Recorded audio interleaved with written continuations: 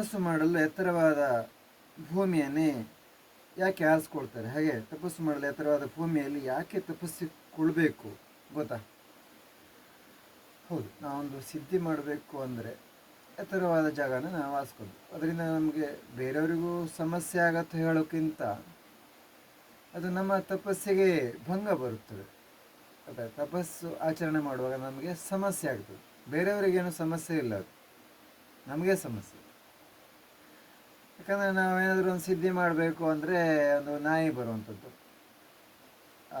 ಒಂದು ಮನುಷ್ಯ ಹೇಳೋಕ್ಕಿಂತ ನಮ್ಮ ಕುಟುಂಬದವರೇ, ನಮ್ಮ ಮನೆ ಹತ್ರ ಕೂತ್ಕೊಂಡಿದ್ದೆ, ನಮ್ಮ ಕುಟುಂಬದವರೇ ಮಾತಾಡಿಸ್ಕೊತ ಏನಾದರೂ ಒಂದು ವಿಷಯಗಳನ್ನು ಕೇಳಕ್ಕೆ ಬರ್ಬೋದು. ಆಗ ನಾವು ಒಂದು ಡೀಪಾಗಿ ಒಂದು ವಿಷಯಗಳನ್ನು ತಿಳ್ಕೊಳ್ತಾ ಇದ್ದೇವೆ, ಒಂದು ದೇವರ ವಿಷಯಗಳನ್ನು ತಿಳ್ಕೊಳ್ತಾ ಇದ್ದೇವೆ, ಅಥವಾ ಒಂದು ನೆಮ್ಮದಿಯ ಒಂದು ಗಾಳಿಯನ್ನು ಗ್ರಹಿಸ್ತಾ ಇದ್ದೇವೆ, ಅಥವಾ ಪ್ರಾಣಿ ಪಕ್ಷಿಗಳ ಕೂಗುಗಳನ್ನು ಕೇಳ್ಕೊಂಡು ಆನಂದ ಪಡ್ತಾ ಇದ್ದೇವೆ. ಅಂತ ಆನಂದವನ್ನು ಪಡುವಂಥ ಸಮಯಕ್ಕೆ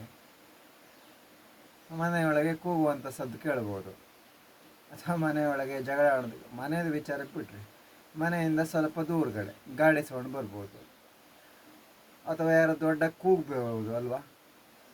ಅಥವಾ ಇನ್ನೂ ಹಲವಾರು ಉದಾಹರಣೆ ಕೊಡೋಕೆ ಹೋದರೆ ತುಂಬಾ ಸಿಗ್ತವೆ ಅಲ್ವಾ? ನಾವು ಜನಗಳ ಮಧ್ಯೆ ನಾವು ತಪಸ್ಸು ಮಾಡ್ತೀನಿ, ನಾನು ಸಿದ್ಧಿ ಮಾಡ್ತೀನಿ ಅಂತ ಕೂತ್ಕೊಂಡು ಅಲ್ವಾ? ಹೀಗಿರುವಾಗ ಕಾಡಿಗೆ ಹೋಗಿ ಅಂತಲ್ಲ, ನಾನು ತಪಸ್ಸುಗಳ ಬಗ್ಗೆ ತಿಳಿಸ್ಕೊಡ್ತಾರೆ. ಮತ್ತು ಕೆಲವರು ಪ್ರಶ್ನೆ ಕೇಳಿದ್ರಿ, ಅರಣ್ಯಾಧಿಕಾರಿಗಳು ಏನು ಹೇಳಲ್ವಾ ಕಾಡಿಗೆ ಹೋದರೆ? ಇಲ್ಲಿ ಪ್ರತಿಯೊಬ್ಬ ಮನುಷ್ಯನು ತಪಸ್ಸಿನ ಗಾಳಿಯಿಂದನೇ ಅಲ್ವಾ, ಅರಣ್ಯಾಧಿಕಾರಿಗಳು ಕೂಡ ತಪಸ್ಸಿನ ಗಾಳಿಯಿಂದನೇ ಅಲ್ವಾ ಅವರು ಆರಾಮಾಗಿ ಬದುಕ್ತಾ ಇದ್ದಾರೆ, ಒಂದು ಆಶೀರ್ವಾದ, ದೇವರ ಆಶೀರ್ವಾದ ಚೆನ್ನಾಗಿದ್ದಾರೆ. ಅಂದರೆ ದೇವರು ಅಂದರೆ ಯಾರ್ದು ದೇವರು? ತಪಸ್ಸುಗಳ ಶಕ್ತಿನೇ ಅಲ್ವಾ ದೇವರು. ಅದಾಯ್ತಾ? ಹೀಗಿರ್ತದೆ. ಅರಣ್ಯಾಧಿಕಾರಿಗಳ ಒಂದು ವೇಳೆ ತೊಂದರೆ ಕೊಡ್ತಾರೆ ಅಂದ್ರೂ ಹಿಮಾಲಯಕ್ಕೆ ಹೋಗಿ ತಪಸ್ಸನ್ನು ಆಚರಣೆ ಮಾಡ್ಬೋದು. ಸಿದ್ಧಿ ಮಾಡಬೇಕು ಅಂತ ಮನಸ್ಸಿದ್ರೆ ಹಿಮಾಲಯಕ್ಕೆ ಹೋಗೂ ಮಾಡ್ಬೋದು. ದೇವಸ್ಥಾನದೊಳಗೆ ನಾವು ತಪಸ್ಸಿನ ಶಕ್ತಿಗಳನ್ನು ಸಿದ್ಧಿಗಳನ್ನು ಮಾಡ್ಬೋದು. ಈಗ ಎಷ್ಟು ಕಾಡಲ್ಲಿ ಜಾಗಗಳನ್ನು ಖರೀದಿ ಮಾಡಿಕೊಂಡು ನಾವು ತಪಸ್ಸಕ್ತಿಗಳನ್ನು ಸಿದ್ಧಿ ಮಾಡ್ಬೋದು. ಎಷ್ಟು ರಿಕಾರ್ಡ್ ಮಾಡಿಕೊಟ್ಟಿದೆಯಲ್ಲ ಸರ್ಕಾರದವರು, ಎಷ್ಟು ಕಾಡಲ್ಲಿ ಹೆಸರಿ ಮಾಡಿಕೊಟ್ಟಿದೆಯಲ್ಲ. ಅಂತ ಜಾಗನ ಆರಿಸ್ಕೊಂಡು, ಜಾಗನ ಸೆಲೆಕ್ಟ್ ಮಾಡಿಕೊಂಡು, ಜಾಗನ ಖರೀದಿ ಮಾಡಿಕೊಂಡು ದುಡ್ಡಿದವರು ತಪಸ್ಸಾಚರಣೆ ಮಾಡ್ಬೋದಲ್ವ? ದುಡ್ಡಿದವರಿಗೆ ತಪಸ್ಸು ಮಾಡಬೇಕು, ಒಂದು ದೈವ ಸಿದ್ಧಿ ಮಾಡಬೇಕು ಅಂದರೆ ದೊಡ್ಡ ಕೆಲಸವೇ ಅಲ್ಲ. ಸರ್ಕಾರದವರಿಗೆ ದುಡ್ಡು ಕೊಟ್ಟರೆ ಅವರು ಒಂದು ರಿಕಾರ್ಡ್ ಜಾಗ ಬೇಕಂದರೆ ಕೊಡ್ತಾರೆ, ಕೊಡಲ್ಲ ಅಂತೇನಿಲ್ಲ. ಹಾಗಾಗಿ ಇಲ್ಲಿ ದುಡ್ಡಿದ್ರೆ ಸಾಮಾನ್ಯ ಎಲ್ಲವೂ ಸಾಧ್ಯ ಇದೆ ಅಲ್ವ? ನೀವು ನೋಡ್ತಾ ಇದ್ದೀರಲ್ಲ.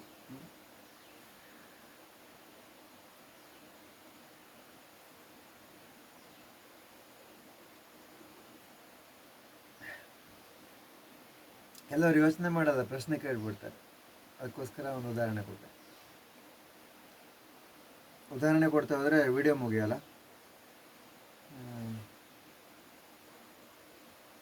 ನೋಡಿ, ತಗ್ಗು ಪ್ರದೇಶದ ಗಾಳಿಯಲ್ಲಿ ನಾವು ತಪಸ್ಸಾಚರಣೆ ಮಾಡೋದ್ರಿಂದ ಮೇಲ್ಗಡೆಯಿಂದ ಗಾಳಿ ಬರಲಿಲ್ಲ ಅಂದರೆ ಅಲ್ಲಿ ಸಾಮಾನ್ಯವಾಗಿ ನೆಗೆಟಿವ್ ಗಾಳಿಗಳು ಅಲ್ಲಿ ಇರ್ತವೆ ಅಂದರೆ ಸಾಮಾನ್ಯವಾಗಿ ಈಗ ತಗ್ಗು ಪ್ರದೇಶ ಅಂದರೆ ಮನುಷ್ಯರು ವಾಸ ಮಾಡುವಂತಹ ಜಾಗವೇ ತಗ್ಗು ಪ್ರದೇಶ ಜಾಸ್ತಿ. ನೋಡಿದಿರಲ್ಲ?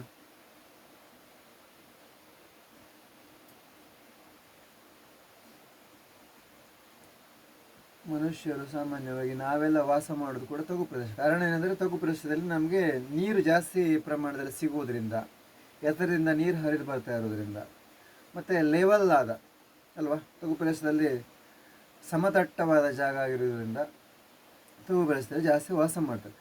ಅದರಿಂದ ಏನಾಗುತ್ತೆ ಅಂದರೆ ಈ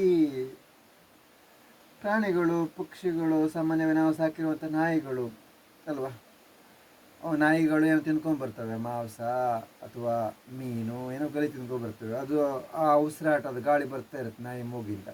ನೋಡಿ, ನಾಯಿ ಹತ್ತಿರ ಬಂದರೆ, ಕೆಲವು ಬೀದಿ ನಾಯಿಗಳು ಹತ್ತಿರ ಬಂದರೆ ಹೇಗೆ ವಾಸನೆ ಬರ್ತದಲ್ವ, ಗ್ರಹಿಸ್ತೀವಲ್ಲ.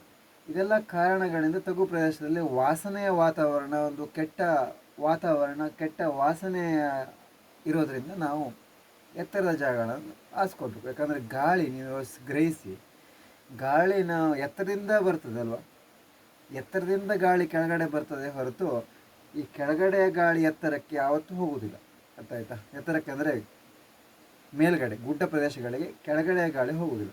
ಯಾವತ್ತಿಗೂ ಪಶ್ಚಿಮ ದಿಕ್ಕಿಂದನೇ ಗಾಳಿ ಬರ್ತಾ ಇರ್ತದೆ. ನೀವು ಇದನ್ನು ಗ್ರಹಿಸಬೇಕು, ಆಯಿತಾ? ಮತ್ತು ಇನ್ನೊಂದು ಸೀಕ್ರೆಟ್, ತಪಸ್ಸಿಗೆ ಕೂಳುವಾಗ ನಾವು ಪೂರ್ವದ ಮುಖವಾಗಿ ನಾವು ತಪಸ್ಸಿಗೆ ಕೂತ್ಕೋಬೇಕು. ಅಂದರೆ ಸೂರ್ಯ ಬೆಳಿಗ್ಗೆ ಆದ ತಕ್ಷಣ ಸೂರ್ಯನ ಬೆಳಕು ನಮ್ಮ ಮೇಲೆ ಬೀರಬೇಕು.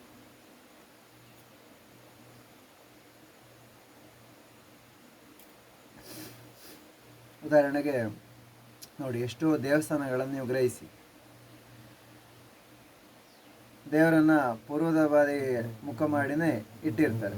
ಕೆಲವು ಕಡೆ ಪಶ್ಚಿಮದ ಕಡೆನೂ ಮಾಡಿರ್ತಾರೆ, ಮಾಡಿಲ್ಲ ಅಂತೇನಿಲ್ಲ. ಹೀಗೆ ಎಲ್ಲದಕ್ಕೂ ಒಂದೊಂದು ಅರ್ಥ ಇದೆ, ಓಕೆನಾ?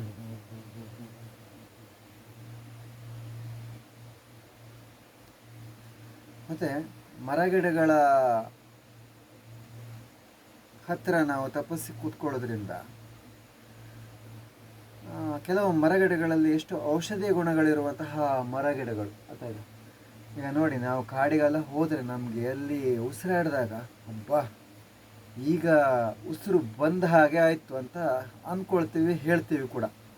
ಅದಕ್ಕೆ ಅಲ್ವ ಎಷ್ಟು ಜನ ಫಾಲ್ಸ್ ನೋಡೋಕ್ಕೆ ಹೋಗ್ತಾರೆ, ಹಳ್ಳ ನೋಡೋಕ್ಕೆ ಹೋಗ್ತಾರೆ, ನೀರು ನೋಡೋಕ್ಕೆ ಹೋಗ್ತಾರೆ, ಎಷ್ಟೆಷ್ಟು ದೂರ ಕೂಡ ನಡೆದು ಹೋಗ್ತಾರೆ. ಮತ್ತು ಅಲ್ಲಿ ಹೋದರೆ ಅವ್ರಿಗೆ ಬರಬೇಕು ಅಂತ ಅನಿಸೋದೇ ಇಲ್ಲ, ಅಲ್ಲೇ ಉಳ್ಕೊಂಡು ನೀರಲ್ಲೇ ಇದ್ದು ಆಡಿಕೊಂಡು ಇದು ಮಾಡ್ಕೊಂಡು ಬರ್ತಾರೆ ಸಿಟಿಲಿರೋರೆಲ್ಲ. ಅಂದರೆ ಅವ್ರಿಗೆ ಅಷ್ಟು ಖುಷಿ ಆಗುತ್ತೆ ಪಾಪ, ಅಲ್ವಾ? ಎಷ್ಟೋ ಜನ ಮೈ ಮರೆತು ನೀರಲ್ಲೇ ಹೋಗೋರು ಇದ್ದಾರೆ, ಹಾಗೂ ಆಗಿದೆ.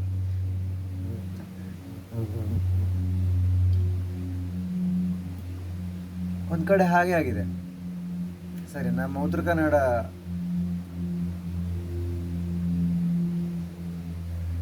ಯಾವುದೋ ಜಿಲ್ಲೆಯಲ್ಲಿ ಅದು, ಸರಿನಾ,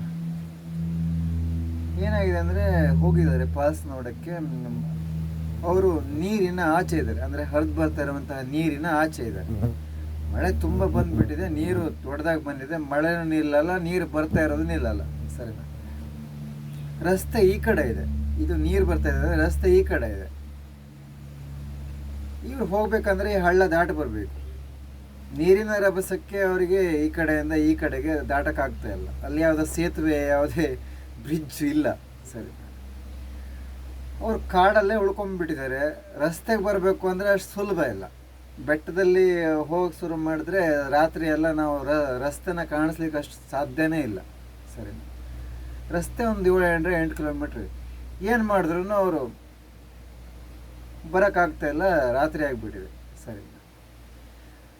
ಆಮೇಲೆ ಏನೇನೋ ಮಾಡಿ ಅರಣ್ಯಾಧಿಕಾರಿಗಳ ಸೇರಿ ಮಾಡಿ ಅವ್ರನ್ನ ಹುಡುಕೊಂಡು ತಂದಿದ್ದಾರೆ ಸಿಟಿ. ಇದೆಲ್ಲ ಘಟನೆ ನಡೀತದೆ. ಅದಕ್ಕೆ ಸಿಟಿಯಲ್ಲಿರೋರು ಕಾಡಿಗೆ ಬಂದಾಗ ಎಲ್ಲ ಯೋಚನೆ ಮಾಡಿಕೊಂಡು, ಥಿಂಕ್ ಮಾಡಿಕೊಂಡು, ಸ್ವಲ್ಪ ಕೇಳಿ ವಿಚಾರ ಮಾಡಿಕೊಂಡು ಹೋಗಬೇಕು. ದೂರದ ಫಾಲ್ಸು ಅಲ್ಲಿ ಇಲ್ಲಿ, ನೀರಿನ ಆಚೆ, ನೀರಲ್ಲಿ ಆಡುವಾಗ ಎಷ್ಟು ಜಾಗ್ರತೆ ಇದ್ರೂ ಕಡಿಮೆನೆ. ಇದೊಂದು ವಿಚಾರ.